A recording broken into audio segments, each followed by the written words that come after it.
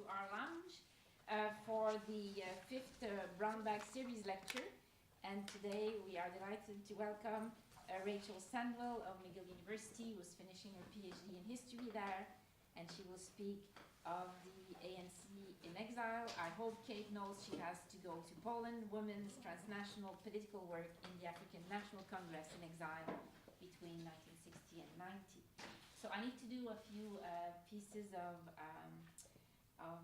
technical work first. It's the first time that we will have, well, not the first because you used to do this, but we have now a more impressive gimmick here to video Rachel's presentation.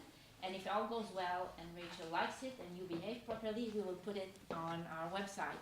But in order to do that, and we hope to have the question period also recorded, we need you to fill one of these forms, right? To say, I agree to be on the video and I agree for my questions to be posted. First of all, I should ask, is there anybody objecting to this? Because if you do, we will stop recording during the question time. Okay, so if you're not, there will be got one, you got one. Has everybody got one? When you do, yes. There you go. Oh, you do have one? No, you don't. Okay. And please fill what you can. We'll fill the rest. And Rachel, I teach at 2:30, so I might take out around 20 questions. No problem. in her class. Okay. No problem. And, It's always Susan got too. Thanks for letting me know. So, okay. And, right. So, the other thing is I'm going to tell you about our next meeting, right? So our next ground bag is on February the 5th, which is also a Wednesday, same place, same time. And Duka, who's just here, our Banting Fellow, soon to be our full-time faculty in Duka, will speak about the adventure of Akpos the Maverick, street stories, humor, and the Nigerian digital imagery.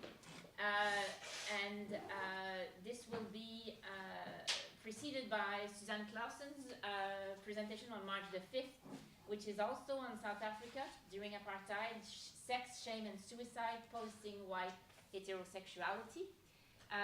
We had already a South African in exile presentation with Melissa Armstrong there, who spoke about their medical work. And we will have a South African day shortly. Maybe Chris can talk about this. Yeah, actually, I was going to two other things. We have two other seminars coming up before the next brown bag, actually, that I should mention. And the posters haven't gone out yet, but they will be going out very, very soon. The first is actually our visiting scholar from University of Peking, Dr. Hui Haifang, will be presenting on China-Africa relations 2 weeks from today, same time, same room, same slot, January 22nd. And Haifang needs to give me a quick blurb on the talk, and we'll be sending out a poster very, very soon. Then a week after that, no, not a week after that, January, which day is Mark? It might be Thursday, I'm not sure. I think it's the Wednesday. I think it's 1 week after that, but I'll have to confirm. We have on January 29th, again, same time slot, same room, but let me confirm it with the poster. We'll have Mark Eprecht and SN Nayak, who will be coming up. Mark is the author of a recent book on sexual rights in Africa, and Mark and SN are co-editors of another book on the same topic. They're going to be doing a book launch of their two books at Octopus Books that day in the evening, but they've also agreed to do a seminar presentation on campus here. And so we'll do a presentation on sexual rights in Africa, and again, January 29th in this same time slot. Again, the poster for that will be coming out very, very soon. So two further upcoming talks that will be happening before our next round. Okay. And as usual, for those of you who are not on the, yes, if you could close the door. Yeah. And we could ask, do you still have handouts? Yes. We could ask you if somebody shows up to give them the handout of Rachel, or we'll just leave it there. And if you you are not on, is anybody not on the listserv of African Studies? You're all on it? Okay, good, so I don't have to do this. And it remains then to me to introduce Rachel. The reason why she's coming here beside her good work is that I heard her speak about her former piece of work, which is now she's now reviewing for submission to the Journal of South African Studies. Is that it? South African History? Southern African Studies. Southern African Studies on the sexual politics and the questions of motherhood amongst the ANC in exile, which was, I thought, a fantastic thought, so I thought it would be really nice to have her over. She's almost finished with her PhD at McGill. She studied with Elizabeth Elsborn and Dr. Ivaska of Concordia, who works on youth politics in Tanzania. And her topic is more generally about the ANC in exile. It started more on questions of reproductive rights, but it's becoming more political, as we will hear today.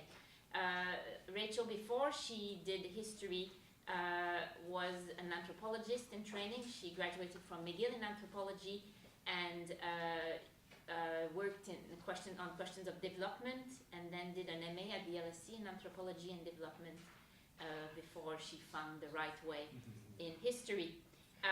She is also an activist. She works and a community worker. She works as a volunteer, and she's done that over the years on AIDS rights, and she's done some of that work in South Africa when she was over there, in London when she was over there, and now in Montreal, and social rights. And she's worked, interestingly, on an exhibition on the history of banishment when she was in South Africa, in work which is very similar in a way to what Monica Patterson, who's joining us next year, is doing. She's actually the research assistant of Monica these days. And we are delighted to have you here. She'll speak for about 35 minutes, 40 minutes, and then we'll have a long period of reflection and discussion. Thank you. Great. Thank you very much, Dominique, for the introduction, and thanks everyone for the invitation. It's great to be here. So, as Dominique indicated, this presentation is part of my dissertation work, which is ongoing. So I'm very much looking for comments. It's a work in progress, and I'm excited to hear questions and feedback from the audience. And if at any point I get too quiet or too fast, just let me know. I'll slow down. And I have the talk timed at 37 minutes exactly, so we'll see if it goes according to schedule. So I'd like to begin with a quote. It's a long quote, but in its mild chaos and exasperation, I think it provides a fitting introduction to what I'll discuss today. The author is Florence Mpoposho, who's pictured on your handout here. And at the time of writing, she was a member of the ANC, delegated to the Women's International Democratic Federation, based then in East Berlin. In May 1969, she wrote this paragraph of complaint to her friend and colleague, Ray Alexander Simons, a South African trade unionist and communist then based in Lusaka, Zambia. Mpoposho wrote, and I quote, "I suppose you know Ruth is not here, but in the Soviet Union. Somebody phoned me from there. She'd given her phone number in hospital for me to contact her. I tried the whole day. It was impossible for me to get through. I was very disgusted, as I really wanted to discuss some vital matters with her, which I was hoping to discuss with both of you. She had written to me whilst I was in Morogoro, telling me she has left you and Tiny in charge of women's affairs, and nothing more. As I know you were very efficient, I was disappointed that till I got to Morogoro, names of delegates to the World Congress were not forwarded either to the headquarters or WIDF. Only when I confronted them did Nzo show me a letter from Ruth, suggesting that delegates be decided by conference. As I was the lone woman there, I had to suggest the following: Kate Molale in Morogoro, Magdalena Resha, Algeria. These are the 2 tickets the WIDF is providing. They will first attend a seminar in Poland, from there to Finland. I suppose you've got invitations to that effect. Then there's Nomava Shangasse, Moscow, who will pay her own costs. Olive Landman, not yet confirmed, she will pay her own. This very moment, I've received a telegram with the 2 names from your end. I hope Kate knows she has to go to Poland." So this hastily written jumble of information paints a vivid picture of the international world of the ANC in the late 1960s. Mpoposho was writing from Berlin, where she was based, to Lusaka, where her friend was based, and where the ANC leadership was based. Mpoposho had just been to Morogoro, Tanzania. Indeed, she'd been attending the ANC's 1969 Morogoro conference. a key moment in the organization's exile history. But Moposho makes no mention of the conference in the letter. Instead, she seeks Simon's help in finding 2 ANC representatives for the upcoming Finland conference of the Women's International Democratic Federation, henceforth WIDF. And I have the acronyms because there's a few too many listed on the sheet. So Moposho complains that the ANC wouldn't provide her with names. The Nzo whom she refers to is Alfred Nzo, then the Secretary General of the ANC. He failed to show her a letter on time, meaning she herself was obliged to make an on-the-spot decision at the Moro conference about whom to send, as she complains. But even once the decision was taken, she found herself struggling to track down the women themselves, Kate Molale and Magdalena Reshe, Molale being then based in Tanzania, while Reshe was in Algeria. So I choose to begin with this quote, confusing as it is, because it conveys both the logistical challenges of running an organization in exile and the breadth of the ANC's reach. In this paragraph alone, we hear of ANC members in Algeria, Tanzania, Zambia, the Soviet Union, the German Democratic Republic, and eventually Poland and Finland. We also hear of the frustrations incurred as a small number of underfunded people struggled to communicate across distances that even today would be difficult to manage. This quote provides an excellent entry into what I'd like to discuss today, namely, women's international work within the ANC in exile and its purpose and effect on the ANC. So during its years in exile, the ANC was self-evidently international, or indeed transnational. In 1960, the apartheid government had banned the ANC inside South Africa, turning what had been a nascent mass movement and a well-established party organization into an underground illegal organization and an exiled political military force. Leaders inside South Africa were arrested or went underground, while others fled into exile. O.R. Tambo took the lead in establishing diplomatic missions in various African countries, as well as in Eastern Bloc countries and notably the UK. The ANC also at this time opened military camps, first in Tanzania and later Angola. So by the mid-1960s, the ANC had approximately 5,000 members in exile. But as much as the ANC obviously was in these years based internationally, most accounts of the ANC have focused on its relationship to the South African situation, or on its diplomatic maneuvering. Recent scholarship, made possible by the publication of new memoirs and the new accessibility of a number of ANC and other governmental sources, has begun to examine both the macro and micropolitics of exile, considering how situations in host nations, shifting geopolitical allegiances during this fraught period of Cold War and African national liberation struggles, not to mention South African aggression, and tensions within the ANC itself, all shaped the course of the organization in exile. Today, I want to push in a related but slightly new direction, in examining the participation of ANC members in what might be termed the conference circuit, a multinational scene composed of national women's organizations, labor organizations, NGOs, and national liberation movements, all of whom met at multiple conferences throughout the 60s, 70s, and 80s. This international community, I argue, provided a key space where the ANC sought recognition, and also where it formed its analysis of its own role in South Africa and beyond. This space, I argue, enabled and shaped a particular anti-colonialist reading of the ANC's own struggle, which might truly be termed internationalist. I want to make the further suggestion that this internationalism was gendered female in a particular way. As Florence Moposho once suggested, perhaps rather bitterly, full-time politicians are too busy to attend conferences, meaning that it was ANC women who frequently attended these international events, while other members, mostly male, involved in military and secret diplomatic work, traced other, more difficult-to-follow routes. So these public conferences were diverse in nature. Some were specifically organized by women's organizations, such as the WIDF, which I'll come to in more detail shortly, while others were more gender-neutral, like the Afro-Asian People's Solidarity Organization. Throughout the 60s and 70s, ANC members attended dozens of meetings and public events in a startling variety of countries, from Iraq to Canada to Mongolia to Benin. Women from the ANC played a disproportionate role to their numbers within the ANC itself at these international events. So historians and activists have disputed the roles women played within the ANC and in the broader political sphere inside South Africa in the years before the criminalization of resistance in the 1960s. Debates have centered around the question of women's political involvement, asking to what extent their participation was feminist in an autonomous sense, and to what extent their undisputable participation in public political action was formed by or shaped by patriarchal gender ideologies. but few scholars have yet explored what happened to women political activists of this period who then left South Africa and entered exile in the 1960s. Political scientist Shireen Hassan, one of the few to write on this topic, has suggested that women's work in exile was mainly in the sphere of welfare work, that women were expected to devote themselves to childcare and other caretaking work. While this holds true to some extent for the 1980s, when membership in the ANC changed significantly, I argue that the same cannot be said for the 60s and 70s, when women's work seemed to consist mainly in representing the ANC and the South African struggle.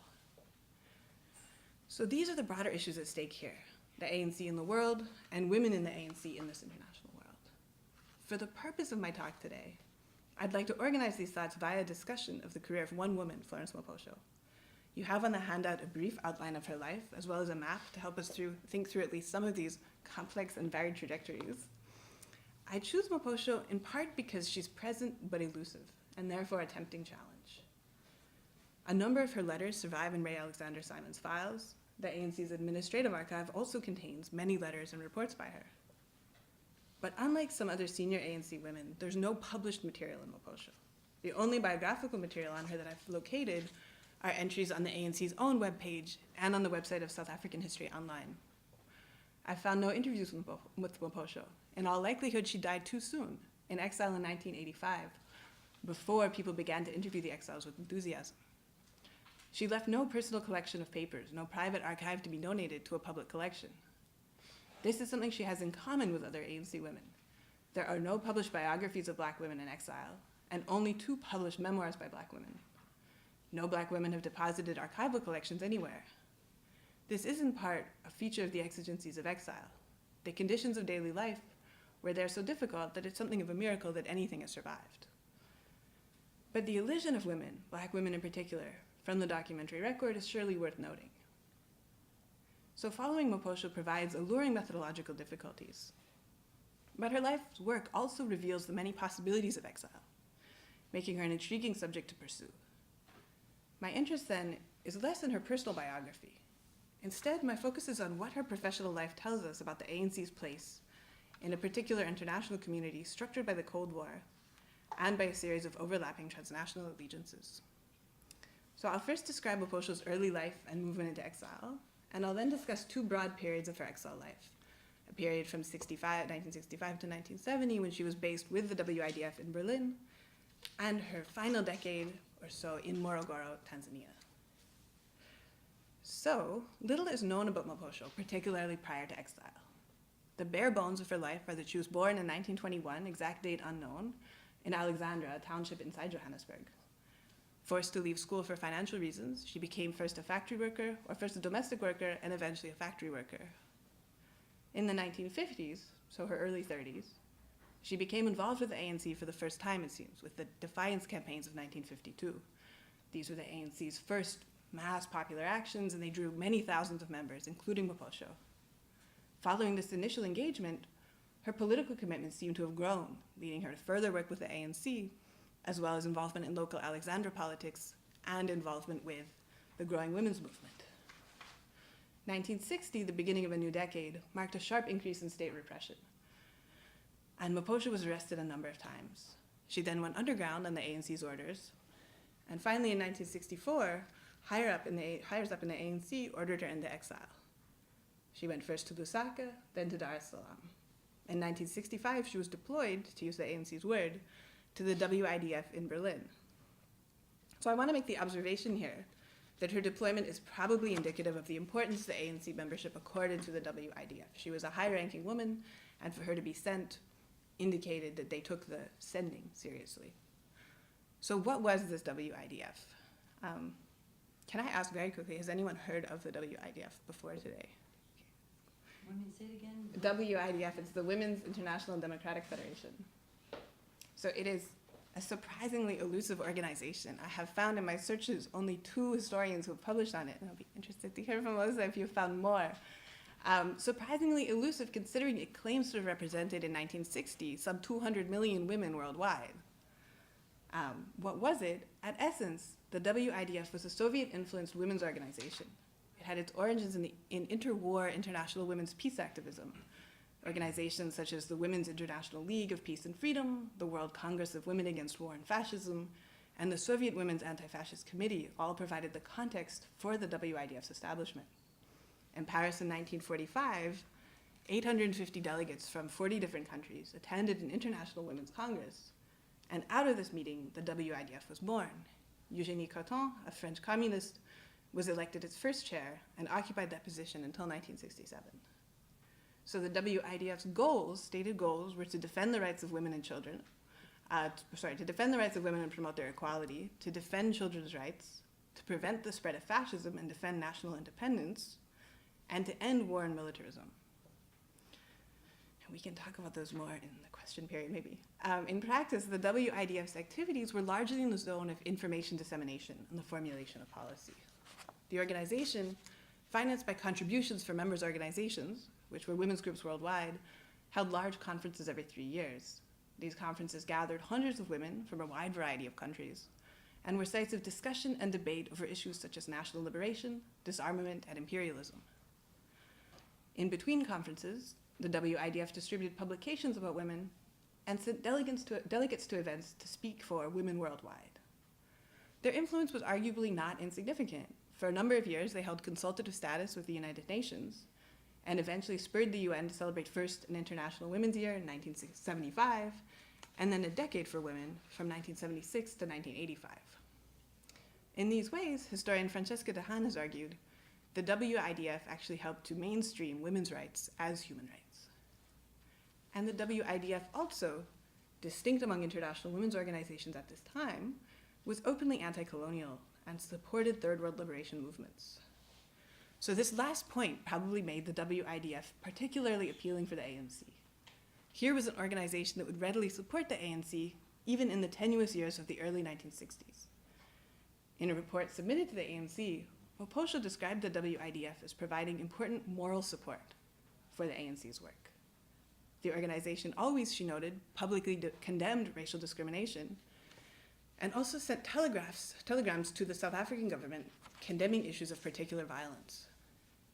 They also, she noted, provided material support when possible. For Moposho then, the WIDF was understood to serve as an important ally in the struggle for recognition of the ANC. And here I want to underline a point that I'll return to. It's clear from the ANC's own documentary record that many within the organization felt themselves to have only tenuous and fragile claims to legitimacy worldwide at this time. In this context, winning affirmation from an international organization mattered. So, although it's hard to get a detailed picture of what her daily life entailed, it seems that Moposho's work at the WIDF consisted mainly in spreading information about the South African struggle in WIDF publications and at public events. She was also, it seems, responsible for the Africa desk of the WIDF, sending their material to affiliates throughout the continent. So Moposho also traveled extensively in this period, both in her role as WIDF member and as an ANC member. In most cases, it seems probable that the WIDF funded the bill for travel. In 1968, she wrote to Ray Simons to let her know she'd be traveling to Mogadishu for a German Friends of Africa conference. She hoped she would also visit friends in Lusaka and Dar es Salaam on this trip. Early in 1969, she traveled to Morogoro, Tanzania, for the ANC's Morogoro conference. In July 1969, she traveled to Sierra Leone, again for a German Friends of Africa conference.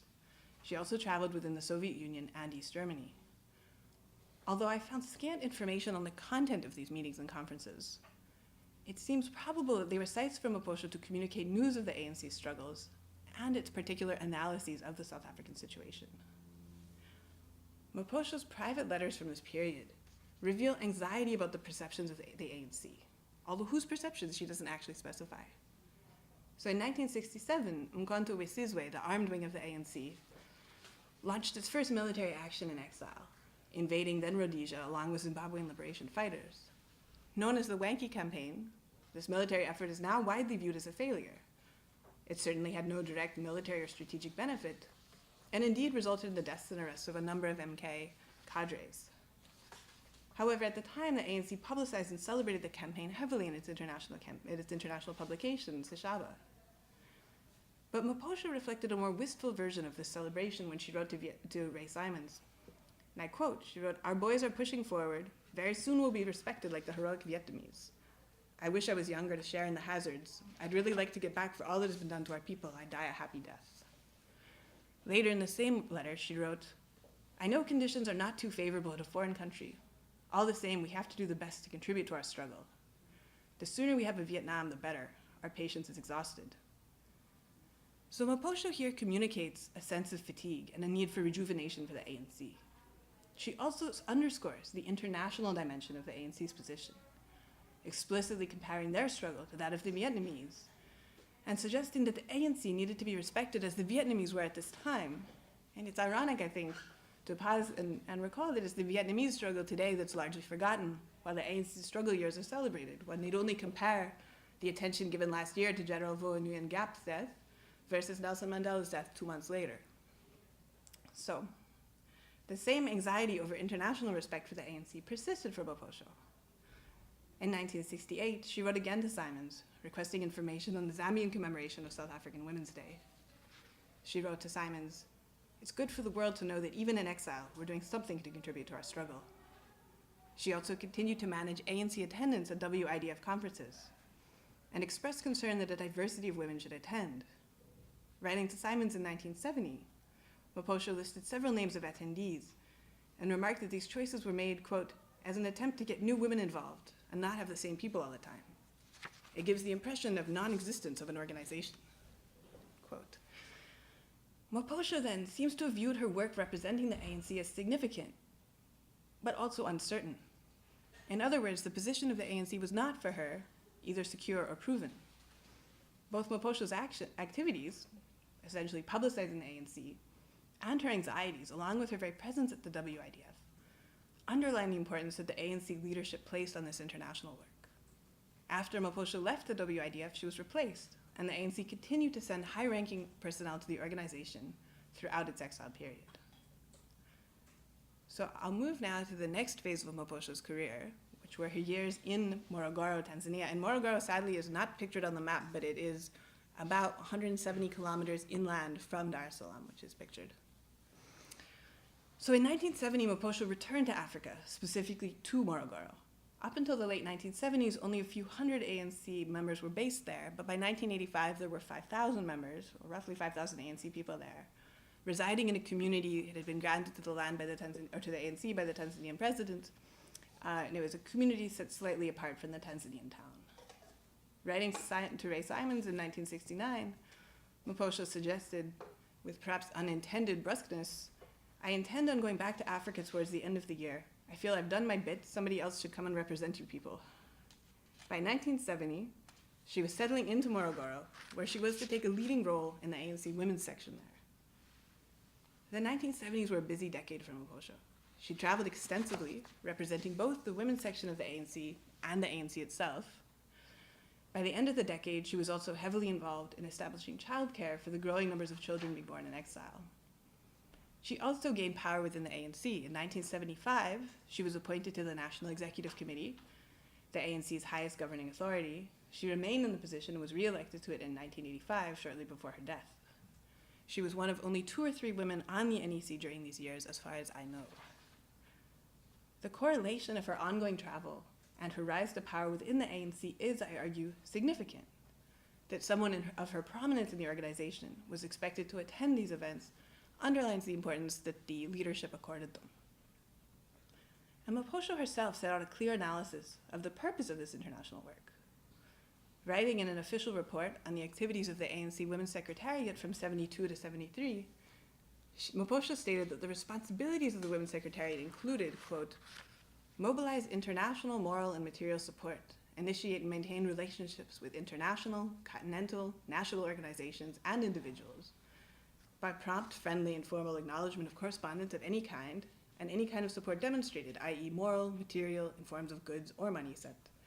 Demonstrate our solidarity with peace-loving women of the world with means at our disposal, as our struggle cannot be divorced from the international scene." So 2 key ideas stand out from the statement of mandate. First, that the ANC needed both moral and material support, and secondly, that the ANC women's experience was intrinsically linked to broader contestations, obliging the ANC to act in solidarity with other movements worldwide. And Maposho's own trajectories continued to embody her commitments to promoting the ANC internationally. In 1972, she attended the All-Africa Women's Conference in Tanzania. She attended WIDF meetings in Cuba and Bulgaria, and Afro-Asian People's Solidarity Organization meetings in Baghdad and Benin, to which she traveled via Moscow. She also traveled to Maputo and Lusaka on ANC business and to the Soviet Union. It's worth noting that Maposho was not the only ANC women's representative traveling widely in these years.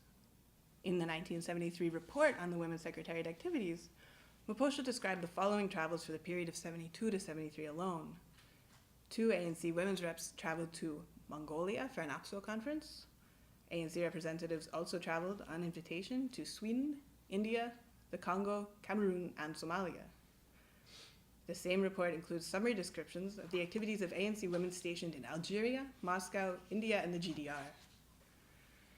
Maposho flagged the Somalian invitation as particularly important, as it was, quote, the first invitation of its kind on the governmental level. The Women's Secretariat, she noted, had sent a letter of gratitude to the head of state and Somali women. Additionally, she observed that the delegation to Cameroon had led to, quote, the head of state lashing out at South Africa's racial policies, end quote. Across a diversity of settings, ANC women were working to put forward the ANC's own agenda, positioning themselves as the sole legitimate representatives of the South African liberation struggle, and working to make a strong case against apartheid. In addition, Maposho at this time found herself largely responsible for producing the publication The Voice of Women, commonly referred to as VOW. This publication was produced erratically and sporadically from the early 1970s until the late 1980s, usually from Morogoro. The publication aimed to publicize the situation inside South Africa, as well as the work being done in exile, and it also noted and celebrated women's struggles worldwide. In her letters to Ray Simons, Maposho frequently complained about the struggles she faced in producing VOW. In 1972, she just suggested that, quote, in fact, VOW has contributed to my failing health. Every time it has to be out, we work against time, which means doing overwork at times until the early hours of the morning and no Sunday off, end quote. Just when she felt the paper had begun to take off internationally, they lost personnel. The ANC administration redeployed workers away from Morogoro. In reports Maposho made to ANC headquarters during this period, she frequently detailed her frustration with the chronic underfunding of VOW, its lack of resources even so basic as printer's ink and typewriters, and the lack of article submissions received.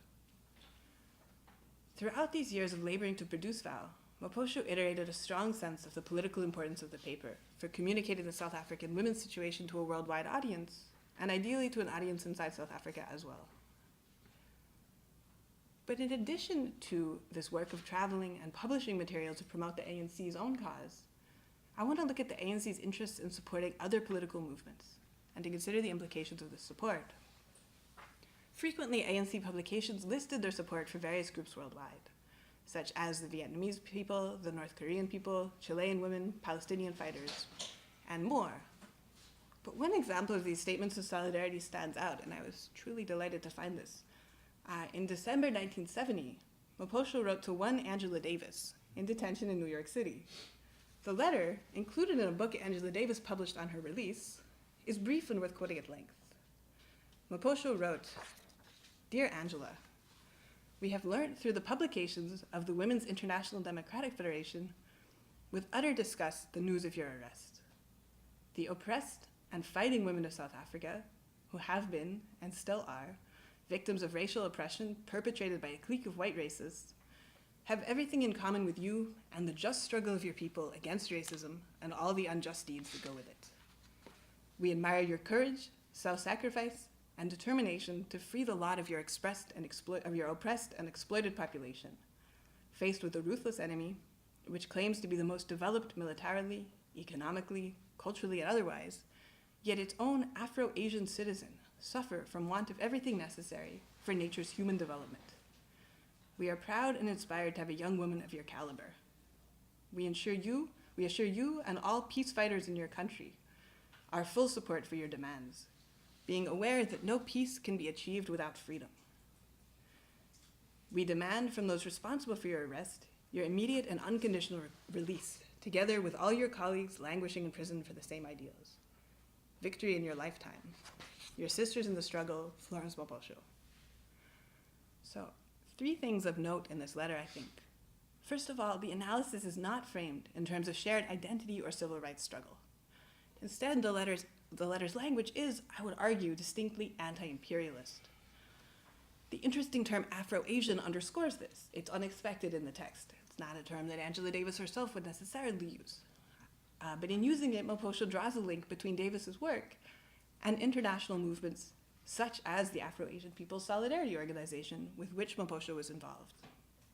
Secondly, the letter draws an explicit link between the struggles faced by Black Americans and Black South Africans, with Moposho noting that the women of South Africa have everything in common with you and the just struggle of your people against racism. Thirdly, the letter articulates a WIDF-style understanding of peace, peace as triumphing over imperialism and colonialism, which cannot be achieved without freedom. Peace, in this case, is entirely consonant with armed struggle. Moposho here positions the ANC and African American, or Afro-Asian, activists as participating in a shared struggle against US imperialism, with not just parallel but arguably the same goals. Moposho mentioned this letter in a report she wrote to the ANC headquarters. In her account, Moposho perhaps overstated the ANC's actual contribution to Angela Davis's freedom when she wrote, quote, "We played no small role in contributing to her release by demonstrating our moral support with her and the entire Black oppressed population in the USA, guided by the activities of the WIDF. Occasionally, we sent letters of protest, including a signed petition to the Nixon administration, and copies to her with an accompanying letter assuring her of our support." Quote. So while the influence of the ANC on the US justice system or on the Nixon administration may be less than they supposed, I would argue that this letter is nevertheless important. The ANC Women's Secretariat engagement with the plight of Angela Davis via the medium of the WIDF suggests that their international work, their participation in world gatherings of women, helped form their analysis of precisely the non-specificity of the South African situation. At least for Moposho and other women in exile, the struggle against apartheid was understood as deeply connected to broader struggles against imperialism. So moving now to the final years, Moposho's last years were spent in Morogoro, where she continued to edit and produce Vow and complain about the challenges this entailed. Increasingly, in the years following the '76 student uprisings, she took responsibility for providing care for the new members of the ANC. Her work seems to have shifted from international conference attendance to managing education and childcare programs for the ANC, something I discuss in greater detail elsewhere. She also complained more and more frequently of ill health in these years. She tells Ray Simons she was diagnosed with an ulcer, and at one point was sent on short notice to the Soviet Union for medical treatment. In 1985, she was re-elected to the NEC at the National Conference in Kabwe, but shortly after, on South African Women's Day, August 9th, 1985, she passed away, aged 64, and no cause of death is recorded. So in conclusion, we've seen Moposho's career unfold, a career which began in factory and domestic work, then led her into political organization, then to persecution and arrest, and finally, perhaps unexpectedly, to the life of an international diplomat. She visited a diverse array of countries and presented at countless conferences and public events, probably addressing in total thousands of people over the 2 decades of her international career. Moposho's career, her travels, her writing, her frustrations, and her power within the ANC points to the centrality of international work for the ANC in exile. We remember Moposho's comment, "Full-time politicians don't have time for conferences." But looking at her life's work and her dedication to it, the process of conferencing, the genre of international diplomacy, we see Moposho placing emphasis on the importance of this very international action. And equally, it appears that the ANC also prioritized this form of diplomatic work throughout this period. So Moposho's life provides new insight into the ANC's international work, repositioning women's work much closer to the center of the ANC's preoccupations in exile. But Moposho's trajectory also points to the international as the site of formation for ANC members' political thought, their analyses of their own place within the ANC, and the ANC's place in the world. Following the contours of Moposho's life gives us access to an international community that's easily forgotten. international solidarity conferences, gathering together women from the Third World, the Soviet bloc, and the West, guided by multiple associations and affiliations with multiple goals. In making this, I aim to link work on the ANC with a growing body of work on Black internationalism. I'm thinking here of the work of Carol Boyce Davies and Eric McDuffie on US and Caribbean Black communist women, Cheryl Higashioda's work on Black women's writing, and in a different way of Antoinette Burton and Chris Lee's work on Cold War cultures. In making this link academically, I'm pointing out that for these women of the ANC in the 1960s and 1970s, their work was, in their own perspective, already actually connected to a whole set of wider struggles. Thank you.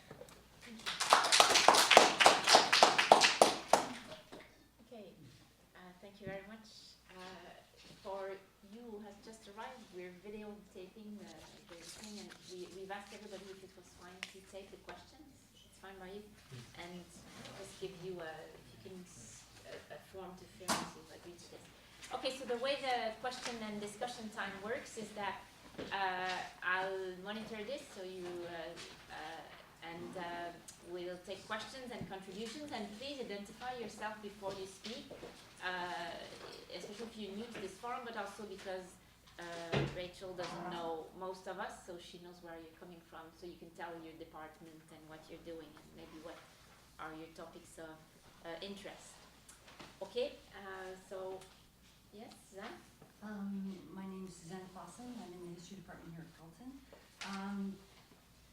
Needless to say, but I'm going to say it anyway, it's so wonderful to see a scholar writing about women in African history, modern African history, anti-colonial history. I just taught a course called African Women Colonialism, and the students in their presentations just got so annoyed by the absence of women in that historical record, they started doing presentations on women I've never heard of, who were doing amazing things in Nigeria and countries I don't know much about, so it's great to hear about this woman who I've never heard of, Makosho. There wasn't a feminist kind of dimension to your talk, so I have so many questions, but how can I sort of focus this? The bits you quote are very focused on anti-racism, anti-colonialism. What about patriarchy and sexism? Was that part of her analysis or work? Obviously she was organizing childcare, but I don't know what to make of that. And what kind of connections did she continue to have with actual South Africans? I mean, to be able to, for decades, speak on behalf of South African women, what did she know of what life was like for South African women? Her life was so obviously different. And what about the personal and the political? I mean, this kind of life she had, did she have family?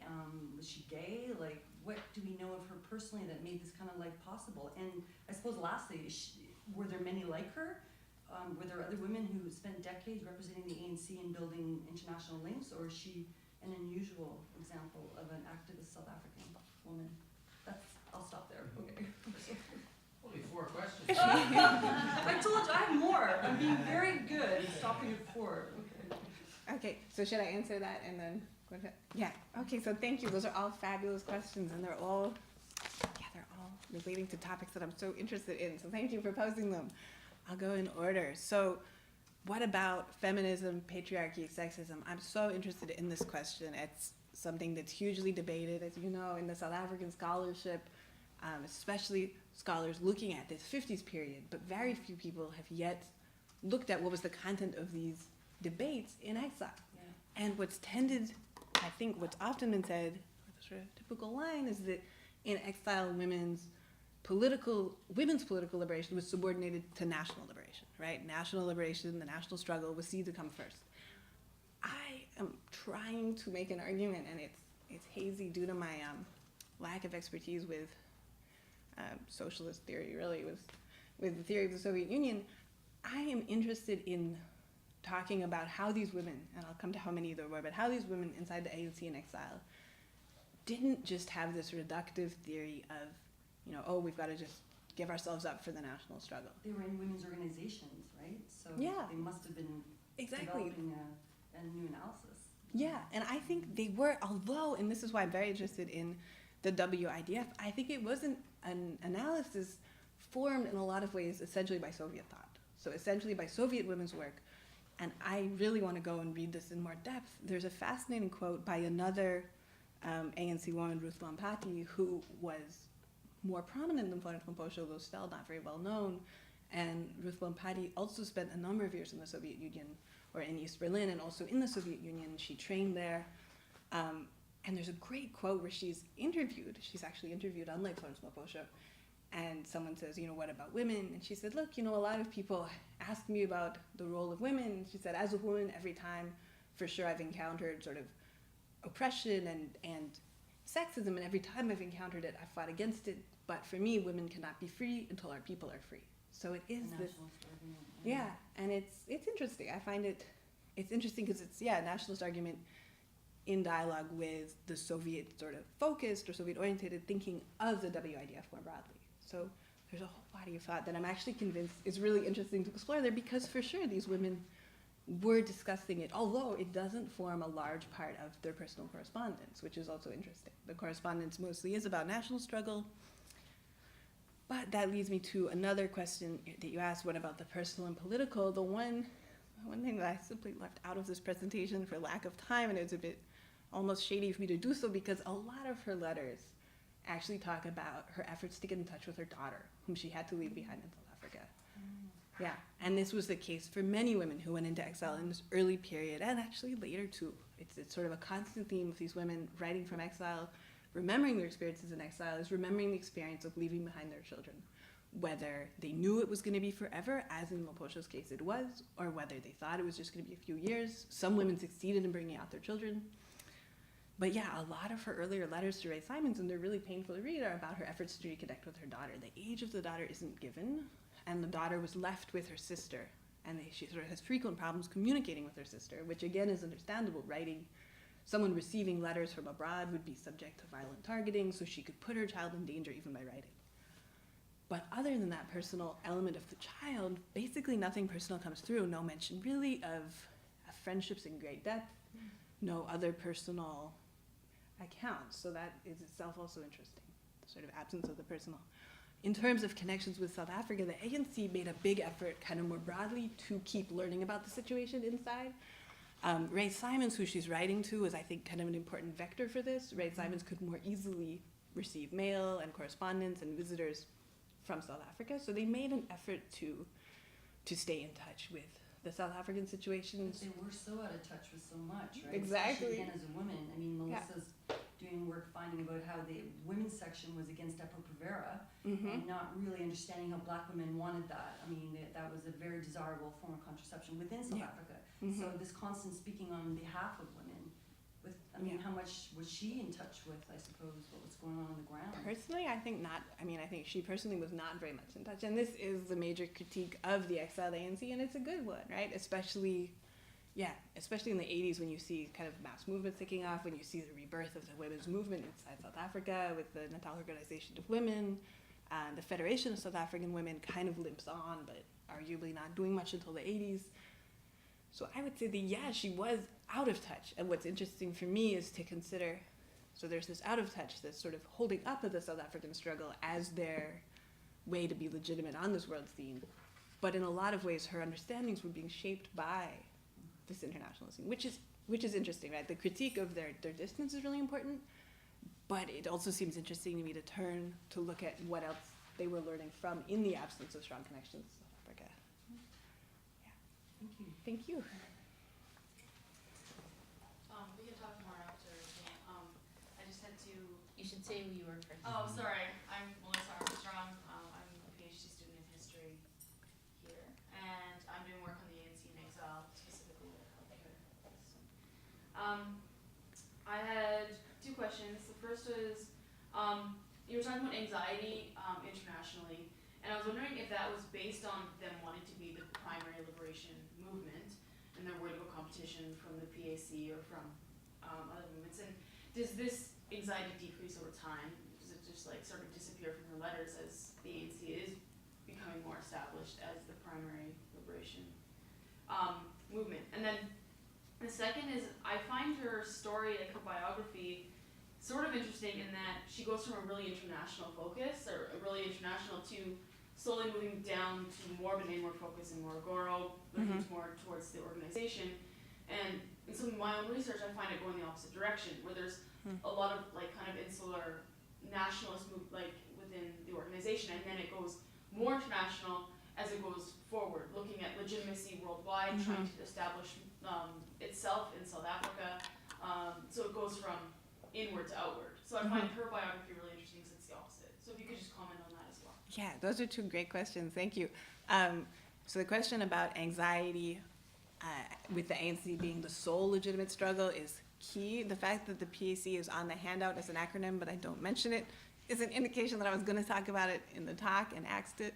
The PAC and anxieties about the ANC's competition with the PAC. The PAC was the alternate, was the other representative of the South African struggle in exile. Arguably in the 50s, it was a more popular movement inside South Africa. Arguably, Robert Sobukwe was better known than Nelson Mandela. In exile, the PAC never did very well. They limped along, but a lot of African countries were more prone to supporting the PAC because the ANC was perceived as being too closely linked to white communists. So throughout, and I'm sure you've seen this in looking at the ANC files, throughout the ANC files, there's all these complaints and going on and on about the PAC saying, well, we did very well at the conference. These two PAC people tried to show up and disrupt the proceedings, but we were able to suppress them. Come on. But it's true. There was this real anxiety about proving not just that there was a problem in South Africa, which was something that was a case that needed to be made in the 60s and 70s, but that the ANC was the one who spoke for the people. And so definitely that anxiety is there. Does it decrease in her letters? I would say not that much. In other people's letters, sort of, but it's sort of into the 80s, later than I would have thought, and ongoing way, later than we remember the PAC doing anything in exile. Yeah, the question about her trajectory and what you say you see in the sort of moving outwards, that's really interesting. It's really neat. I think, though I don't have yet the evidence to say this, I think what happened is a shift from what I would call Soviet internationalism, so a deliberate policy of thinking about the world in a different way, in an internationalist way, shifted in the 1980s, first of all with the ANC being recognized and receiving a lot of legitimacy with the rise of the anti-apartheid movement in the West. So we see a shift in the poles of influence, right? Who they're mostly trying to appeal to here is other national liberation movements and Eastern Bloc countries. In the 80s, we see a shift towards the West, towards Western legitimacy, Western anti-apartheid movements, and the rise of NGO work and that kind of international work, which is similar but different in orientation to the sort of internationalism of the 60s and 70s. Thank you very much for that presentation. I'm particularly interested in the description of the role of women, in politics, given the kind of background that you've provided. But I'm wondering how you negotiate what seems to be a tension in the work, which is methodological. You're talking about not essentially being a biography, but looking at ways this speaks to ANC in exile. And then the presentation, you show some degree of dependence on the epistolary exchanges, the letters and all of that. I think that there is a value for, I really don't know the rest of the work, but trying to speak more to how you negotiate this tension. Because right now I see a vast area, say in Nigeria, with the ongoing letters amongst Nigerians, heads of state and so on and so forth, that the epistolary style seems to be, especially in societies where there isn't much archiving, as one of those elusive systems of communication that needs to be tracked. I know you're working more in history, but I'm interested in how you mine this very delicate relationship between a dominantly biographic work and, either its relatedness or otherwise with the activities of or the history of ANC. For me, I think that the biography of this one will make a great work and would certainly speak to the other arm of your presentation or of your study. So what do you think, or how do you respond to that? Yeah, okay, those are a really great set of comments and questions. Thank you. It's something I'm really thinking about. I actually had a moment just before beginning the talk where I looked at this picture of her and thought, I'm talking about this woman, and it's a huge burden of responsibility, actually, to speak about this woman's life. And it's something that I have scrupulously avoided until very recently. My other work, actually, my supervisors kept having to push me to say, you know, name these people, follow these people, don't just reduce to kind of anonymous interlocutors. So this move to using biography as a way to see into the ANC in exile is new to me, and I'm still thinking out the implications of it. I think in using the term career, I'm sort of hastily referencing the work of Antoinette Burton on Santa Rama Rao. I don't know if you've read this book, but it's very interesting, and I'm sort of inspired by it. So Antoinette Burton writes this book, what is it called? Forgetting the title. Anyway, Santa Rama Rao, and I think it's called The Post-Colonial Trajectories of Santa Rama Rao. And it's about this Indian, or this woman from India, who grew up largely in US diplomatic circles in the sort of 30s, 40s, 50s, 60s, and it became a novelist, traveled internationally, was a journalist, sort of represented India to the Americans. And so Antoinette Burton writes this amazing book about her and says, okay, my focus here is on her career, is on trying to trace her movements as a political figure, but not on the personal side of biography. So I'm sort of trying to do something like that. But on the other hand, the allure of the personal is really huge. Her letters are so vivid, they convey so much, and her voice is really irresistible to me. So the question of, how to deal with that and how to methodologically reconcile it is interesting. What I want to do, I shouldn't put this on record, but what I want to do for the chapter is to try to write this crazy multi-strand biography of 4 prominent ANC women who were like Mposho, who shared many of her concerns, who had similar experiences of kind of international work, and try to braid these women's lives together to capture both what I would argue is their exceptionality. These were a small group of women, they were very exceptional, but they show us something, they show us a field of possibility. But how to do that while also respecting their integrity, not as references or not as your signposts, but as people with complex lives, is a great question. Blair Rutherford, Sociology and Anthropology, African Studies. Yeah, thanks for the talk. Very interesting, and similar question to some which popped out. And perhaps it's inevitable we have interesting kind of autobiographical questions, but one is, do you have any sense of how she emerged to this leadership position in the 50s? What from helping to organize as a factory worker in the Joburg area, any sense of that trajectory? And then the question about when she went to Tanzania, did she more or less cut ties with WIDF? Was it because she was in the kind of the ANC area, she was just really tied to ANC issues, or was she connected all to Tanzanian, the women's branch of TANU or whatever, maybe it changed its name by then to the ruling party in Tanzania, or to other organizations? I'm just curious of how those networks either continued or got severed, and she started to focus on other things potentially. Yeah, okay, those are great questions, thank you. So how did she rise to this, what I would argue is a level of some political prominence, is a really neat question, and I have absolutely no real information about it, but I can read through the lines. What seems to be the case is that, and this is just from actually the ANC biography, is she, on their website, she was first involved in the 30s in the defiance campaigns. She did not, and this is interesting, she did not enter political activism in Johannesburg through trade unions. So this marks her out. A lot of people at the ANC in exile got involved through trade unions. So in other words, one could say through Communist Party involvement frequently. She doesn't seem to have been. Whether or not she was later a member of the Communist Party, I don't know. It's hard to tell. I think my bet would be not, but it's hard to tell. But what seems to have happened is, so she was involved with the defiance campaigns. She was then involved with the Alexandra bus boycott, which was in '57, which was a big, very significant political moment, but significant also for Alexandra local politics. So this involvement in the local politics there, I think, is quite interesting. She was also involved with the Federation of South African Women, which is a really fascinating organization that I don't know nearly enough about. No problem.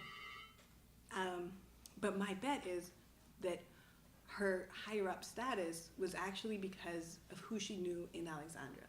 So a few prominent ANC organizers, namely Alfred Nzo and Thomas Nkobi, both of whom were really prominent in exile, were from Alexandra.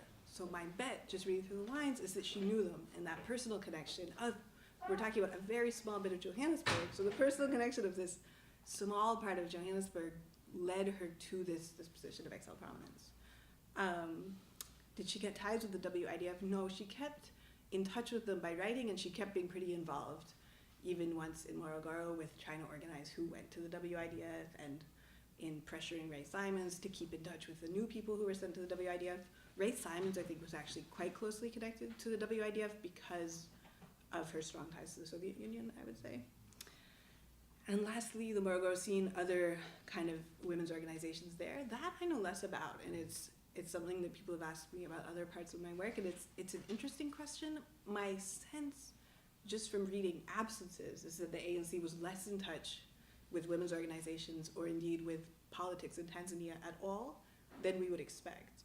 Yeah. And I'm not. Without talking with Bill, the States who basically taught in the Frelimo camps in the 60s, and he was saying completely out of touch with what's happening with South Africa, and I know in Tanzania has just really focused on. Exactly, yeah, really just focused on the Frelimo issue. So. Yeah, if I were gonna guess, I would say that the ANC kept pretty separate from Tanzanian authorities and only hires up in the ANC, like really, like Otambo. In part maybe because there was this awkward thing where the PAC got kicked out of Tanzania for the coup issue, yeah. So there might have been some tensions there that are just either scraped out of the files or never got written in. But it's an interesting question. I had a question.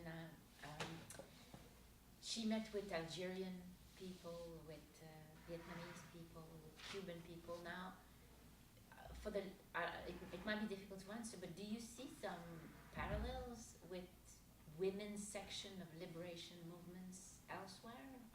Or is there anything to learn from you of the similar histories of these countries that have membership in the WID? Yeah. I think there is, and I'm sort of catching up to speed on it very quickly. So in the last 4 months, I've been trying to hastily learn all this sort of broader Cold War history, and I'm still catching up. The very phenomenon of a women's section is really interesting to me, and the fact that the ANC had one, and then so did all these other national liberation movements, I find interesting. In the letter I flagged where she writes, okay, we wrote to the Somalian head of state and the Somali women.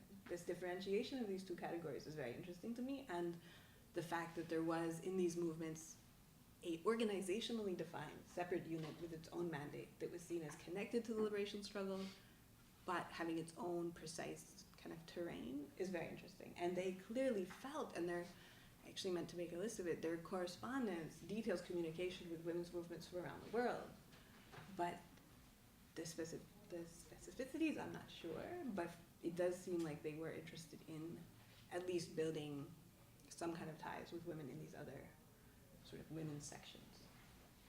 Because in the work of Monica Patterson on childhood politics and internationalism, there is this idea also, this is part of a possible answer, there is this idea that if you package ANC demands under childhood demands, they would be better received at the UN, because it's, we're going to the International Year of the Child and all that, but also in the amongst, you could see, the global community of people who are likely to give money or do some political pressure with their own government. Is there any sense that, presenting yourself as women instead of ANC helps, and that helps to bolster that section of the... Yes, yeah, and I think it's a really interesting point. I think absolutely the Women's Secretariat was put forward as the face of the ANC to raise public support, international support, and I really got struck by this when I started reading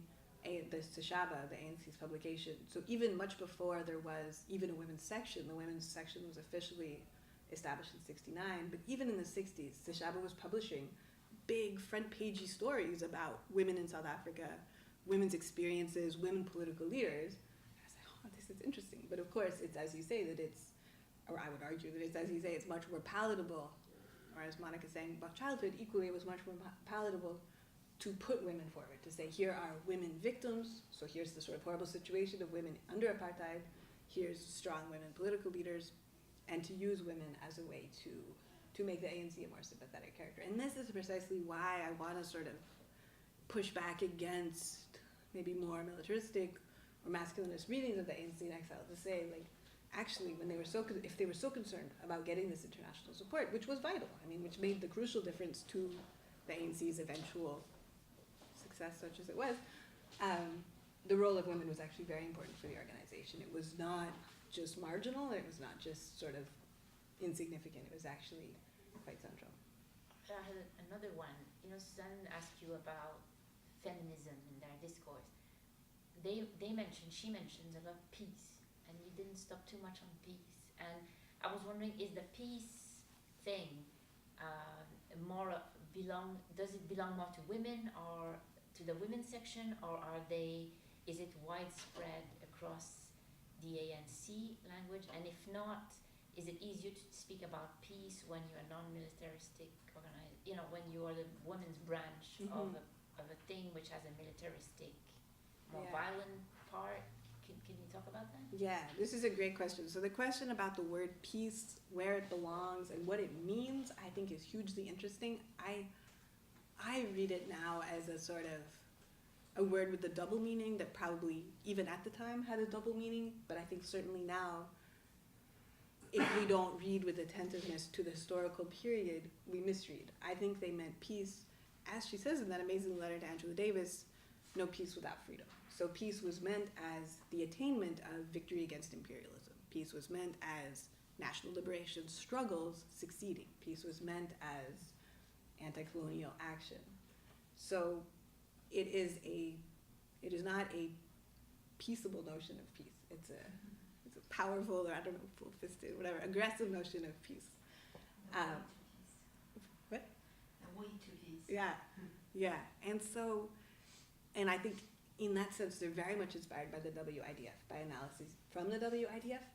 Was the word peace used the same in other ANC publications? It's a good question. I should refer to Seshaba more carefully. I suspect that it probably was easier for women to be using this word, for women to foreground peace as a goal, to say what women and children need is peace. But, this was the WIDF's really strong line, Western feminist organizations are inadequate because they don't condemn imperialist violence.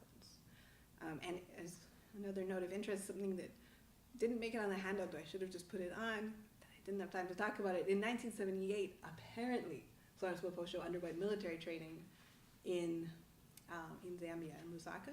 Though it would have been very brief and cursory. It's only mentioned in Ray Alexander Simon's book that in 1978, Ray Simons and Florence Maposho and some other women went to a facility just outside Lusaka, did a day's worth of training course, learned how to hire a gun, and swore the MK oath and became the women's battalion. Which is really interesting because neither of them, I mean, they both would have been in their 40s or their 50s at that point. So you think this is mostly symbolic. I can't imagine that either of them would have actually carried a gun, although there were many MK women who were fully military trained and did carry out military actions. But it's an interesting, unexpected piece in Maposho's life. Yes. Yeah, thank you for the presentation. I have maybe I want to ask you about, my name is Haifang from Beijing. I want to ask you about your original idea, why you come across this question, and then about if you want to talk about the history of South Africa, why you select women's role as your topic, and why you select this lady specifically, because there might be other also prominent ladies as exile also contribute to this part of history, so why is she? And then a rather, how to say, general level, in China we also have some PhD candidates select as South African's history of their topic, their thesis, but they may talk in a macro level issues such as someone focus on. I just recently have one guide him about his topic. He actually want to talk about the ANC's role about South Africa's pull out from Commonwealth. So, of course, he compared with even Canadians' role and then other colonies, exile colonies' role.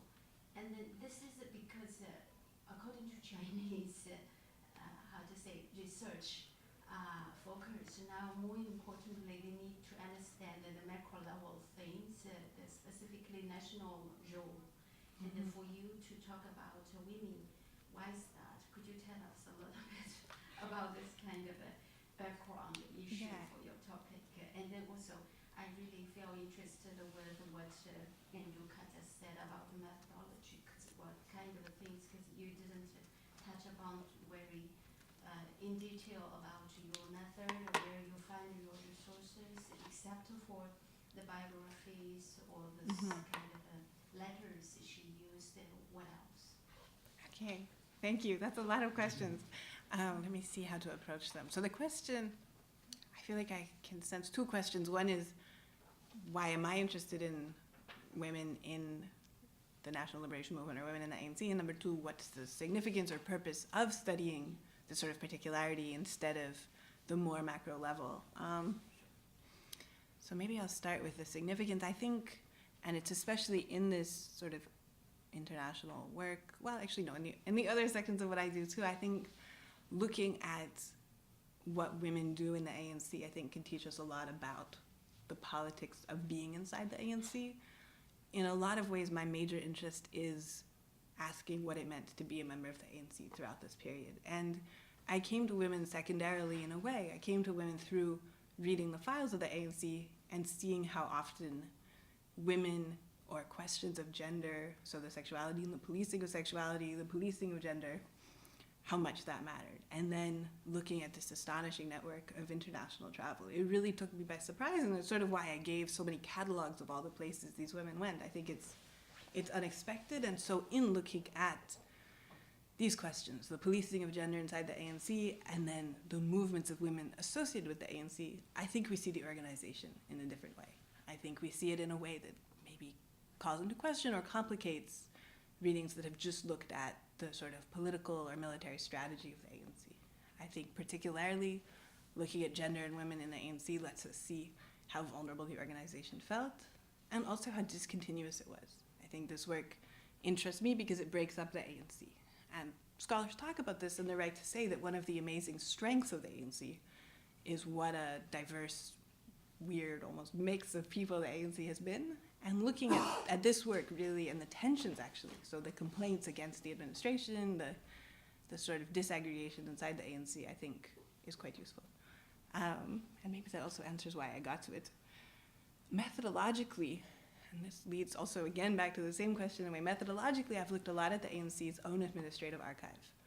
This has the unique feature of consisting largely of material on women. And this is for the interesting reason, as actually Shireen Hassan pointed out to me, that material on women was for the ANC probably considered to be non-provocative. So the ANC, people, most recently Stephen Ellis in the Mail and Guardian last week, have condemned the ANC for stripping its records, for taking out a lot of the material. So I alluded to these sort of male diplomatic, military, strategic guys who trace different routes. Impossible. I mean, people like Stephen Ellis, people with extensive connections and personal sort of knowledge of these people can follow them, but the actual files are gone. But these files about the women remain. So what I'm trying to do methodologically is use these files of the women's section, because those are left almost entirely, though not completely intact, to really do what I would call an ethnography of the organization in exile, to really look at the everyday life. So yeah. Great. And why is she? Why her? That's a great question. There were sort of 3 women I could have picked for this talk. There's 4 women that I have sufficient correspondence. So there's 4 women whose correspondence is collected by Ray Simons. So I have enough letters that I can get a sense of them. Ruth Mampati would have been the more obvious. She was more high profile. There's a few interviews with her. So I picked Mokosho because she was harder.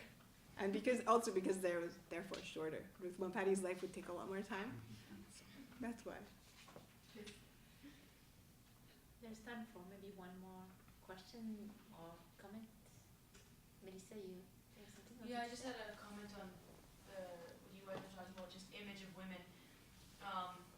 I think it's interesting because internally, from what I was reading, the women's section was really promoting women to be fighters, carry guns, to not necessarily be peaceful, and to project this very alternate image. And so it would be interesting, I don't know, from those conferences, if you were able to see this international, the international image they're trying to produce be different from what they're trying to do internally, because they definitely were promoting women with guns, like fighters.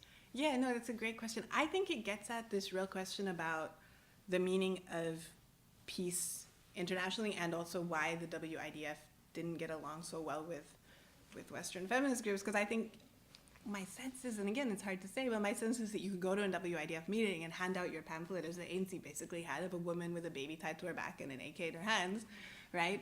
And say we're fighting for peace. And that worked.